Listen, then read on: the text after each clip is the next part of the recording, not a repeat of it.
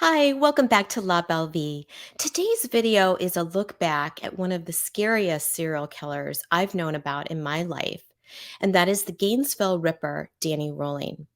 So I started thinking back again of this case recently as I've been monitoring the Idaho 4 Brian Koberger case as it gets closer to the preliminary hearing in late June. What I didn't know until doing my recent research was that the Danny Rolling case actually inspired the screenwriter of the movie Scream. There you go. Now, if you haven't heard of this case, Danny Rolling terrorized the University of Florida campus in Gainesville, Florida, back in August of 1990. Now, I know this case well. I'm going to out myself and my age, as I was a college student at the time at the University of Central Florida, or UCF, which is just about 2 hours away from UF in Central Florida. The murders happened right before school started. It was actually the weekend before, when life on college campuses are super busy with orientation for freshmen, fraternity and sorority rush happening, college football starting, all of it. Um, so at the time, one of my college roommates' boyfriend was at UF, and she would regularly go visit him on the weekends. And she had actually been in Gainesville in the weeks before, right before the murders. And she was a very pretty, thin, attractive brunette, which was Danny's type. Also crazy was that we actually got a call. I took the call from the Gainesville Police Department because they wanted to interview her about one of the early suspects, who was a man named Edward Humphrey. He was a freshman at UF. I think he was 18 at the time, and he had a history of mental illness. Now, he had been arrested August 30, which was right after the murders, when he got into a physical altercation with his grandmother. And he was held in custody for months until he was finally released after blood evidence cleared him. So, anyway, my college roommate had had a strange encounter with him at a fast food restaurant, and it had resulted in a police report. And so, I think what we figured out was that as once Edward Humphrey had been arrested, they were going through, his record, and they contacted us to speak with my roommate a little bit more about him. Um, I felt horrible for the guy because it turned out obviously he wasn't the murderer, and but rumors still existed after he was released for a while. And so I remember it was still around when I was in school. So anyway, luckily, I mean, the right person was ultimately found, but I do remember that was just bizarre at that time. And again, it was a scary time. All the Florida universities upped their security at the time. I mean, again, this was the start of fall semester, because there was a real fear that this murderer was going to leave, UF and go to another university. And so UCF's 2 hours away. And so there was a lot of real fear that he was going to do the same thing at another school. And so I recall in Orlando, things did start to kind of calm down as the semester went on, but it was just a really crazy, bizarre time. So when I started looking back at the case, my knowledge was really just remembering what my facts were at the time. And I did know that subsequently they found the right person. He ultimately, as we'll talk about, he ultimately was arrested and then did confess to the murders. And he was since ultimately executed in Florida as a result of those murders. But when I revisited the case, I found that it does have some similarities to the Idaho 4 case. First of all, Danny targeted college students. Same there. The students lived off campus, which was the same thing with the victims in the Danny Rolling case. Danny was also understood to have stalked his victims. He had a type. And of course, we don't know if that's totally true in the Idaho 4 case. So that's all alleged. But there is information out there that potentially the person that has been arrested, Brian Koberger, might have stalked or at least had interest in some of the victims.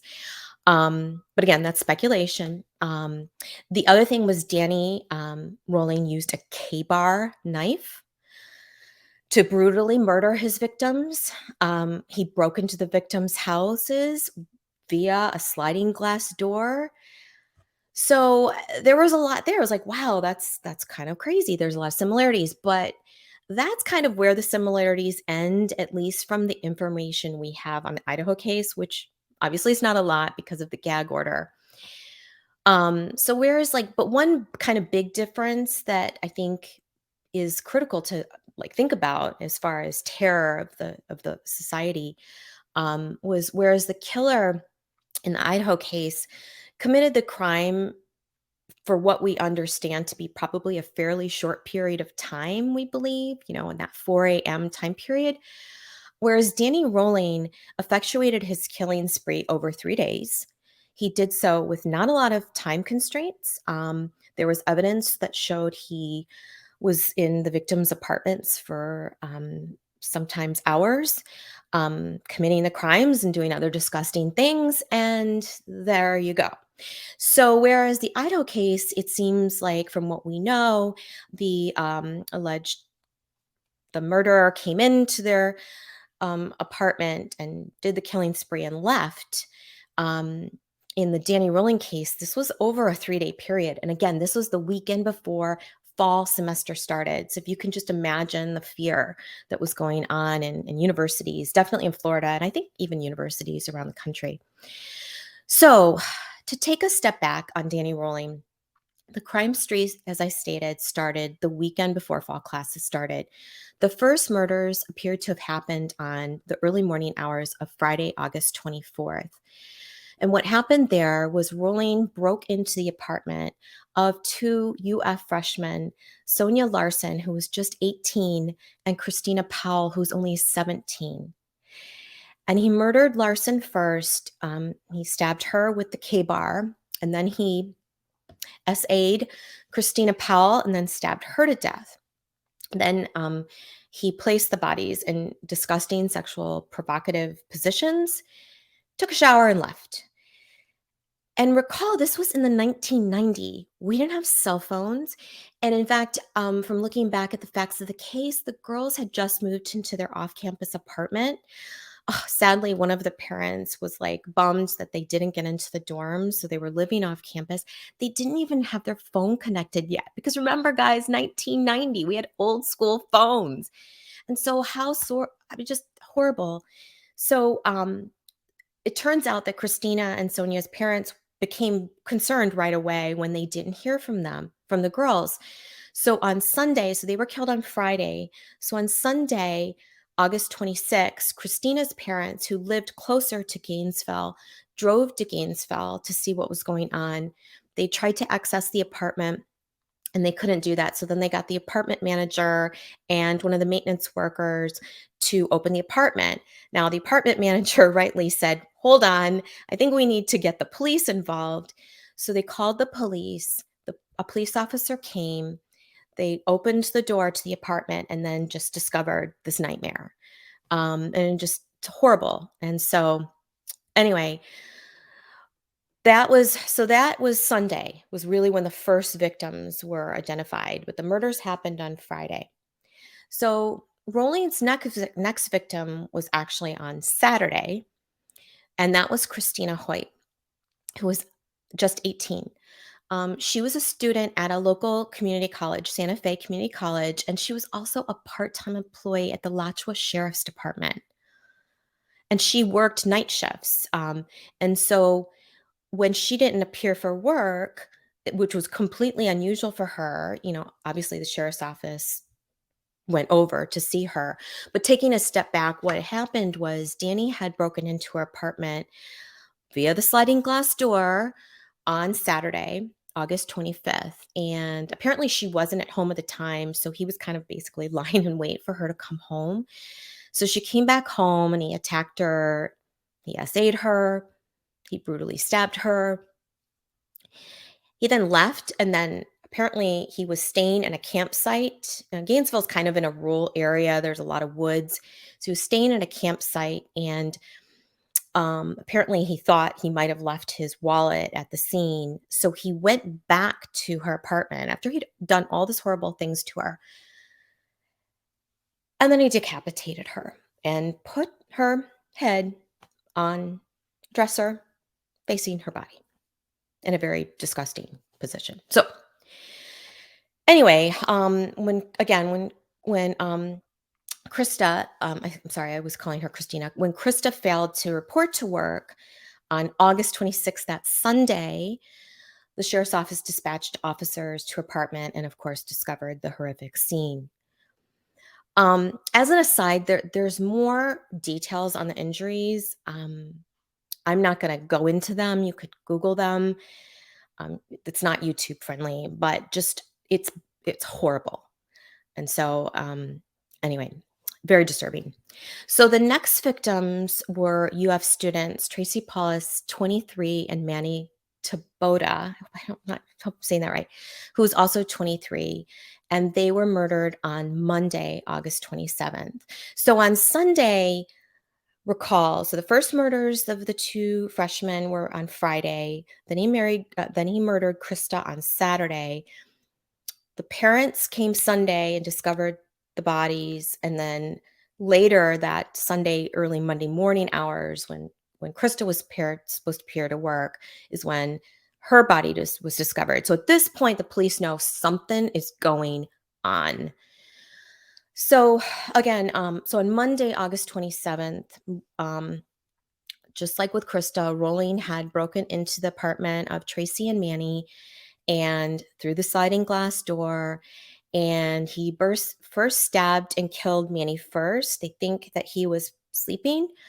Then he went after Tracy and he managed to overtake her, and he essayed her and stabbed her to death. And then they were found the next morning, Tuesday, August 28th, when some friends called in saying they hadn't heard from them, and the police went and discovered the horrific scene.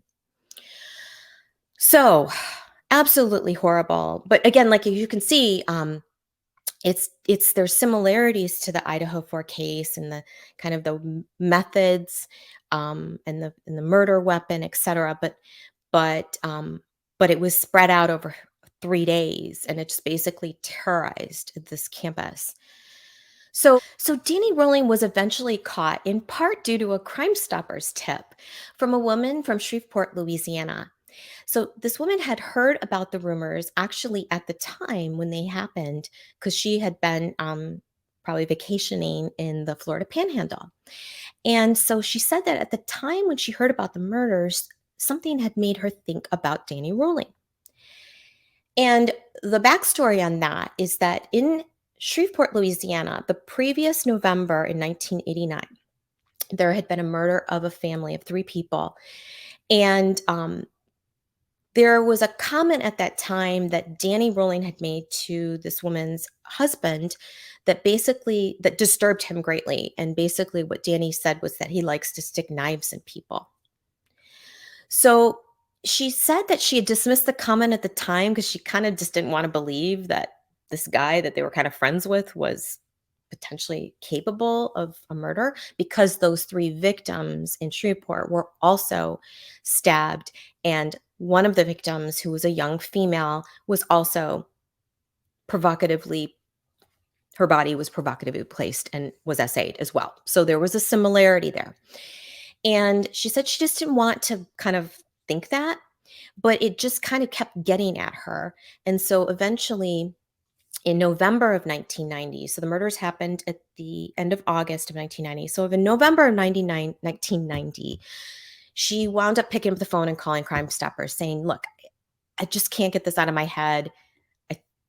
You might need to be looking at Danny Rolling.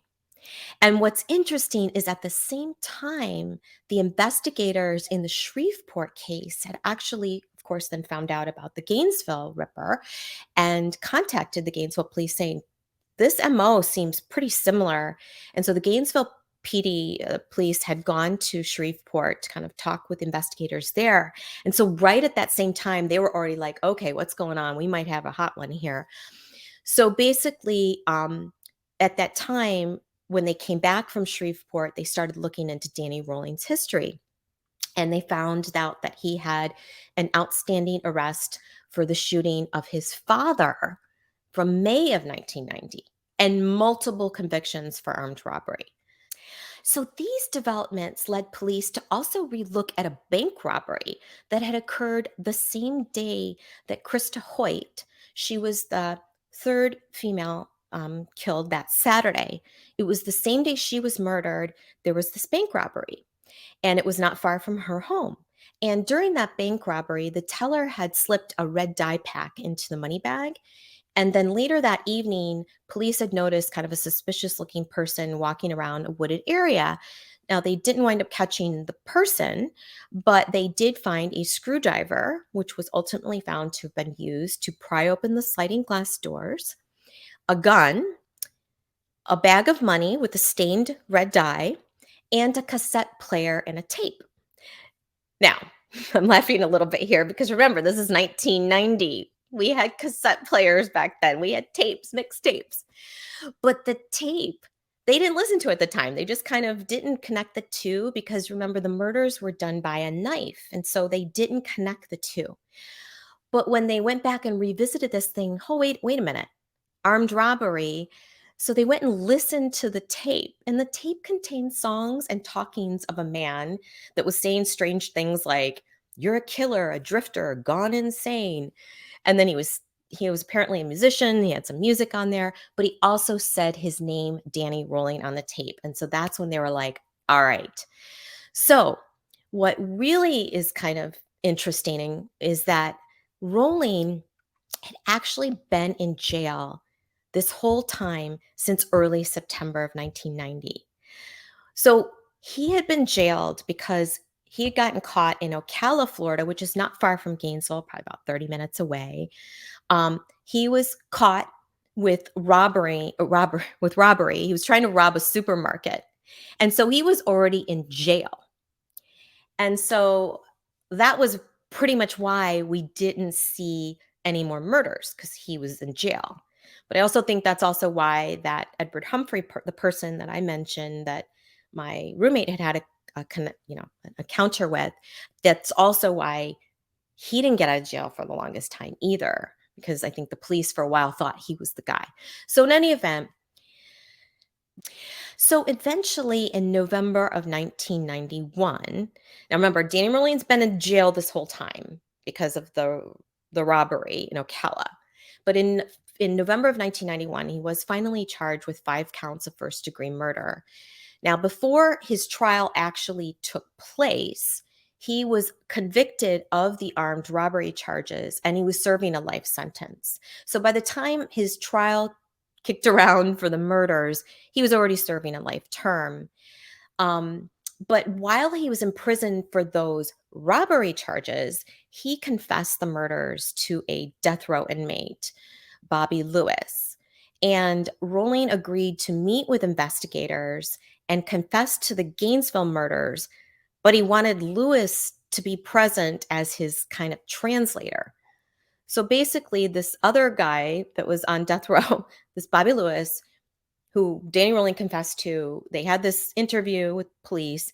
And so the police would ask the questions to Danny, and then Danny would give the answer to Bobby, and then Bobby said the answer. It was bizarre. And so then basically at each time that Danny would answer the question in this weird way, the police would then have to go to Danny and say, can you affirm that this is correct? This is your testimony, to get, an ironclad confession. So in any event, his trial was set to begin on February 15th. But again, on the first day of the trial, he wound up pleading guilty to all counts. And then the trial just turned into a sentencing phase on whether he was going to be in life in prison or he was going to receive the death penalty. At the end of the day, the jury did recommend death as punishment, which the judge affirmed. Another weird thing about Danny Rolling is while in trial, he became engaged to a woman because, gosh, don't we see that happening all the time? But he became engaged to a woman named Sandra London, with whom he co-authored The Making of a Serial Killer, which chronicles his life and the murders. I'll link it below in case you're interested. But in any event, he was ultimately put to death by lethal injection on October 25th, 2006 at 52 years old. And then prior to his death, he did admit to the three murders of the Shreveport family. So today there is a beautiful memorial that stands. I'm going to link it here, which includes the five victims' names. And my understanding is it's still something that's really part of the Gainesville community.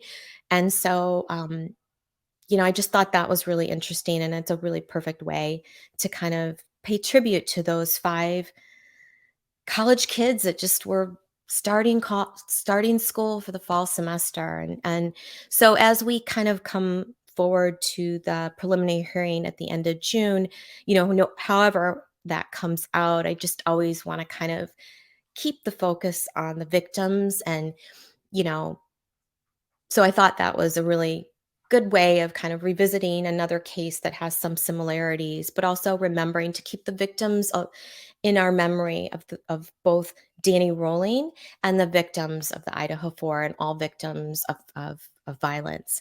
So thank you so much. I hope you enjoyed this little blast from the past and a little bit of my own personal story to it. But thank you again so much for joining. If you haven't, if you would consider liking and subscribing, that would be awesome. I'm really trying to grow this channel, and your support means the world to me. And then in the meantime, I hope to see you in my next one. Bye.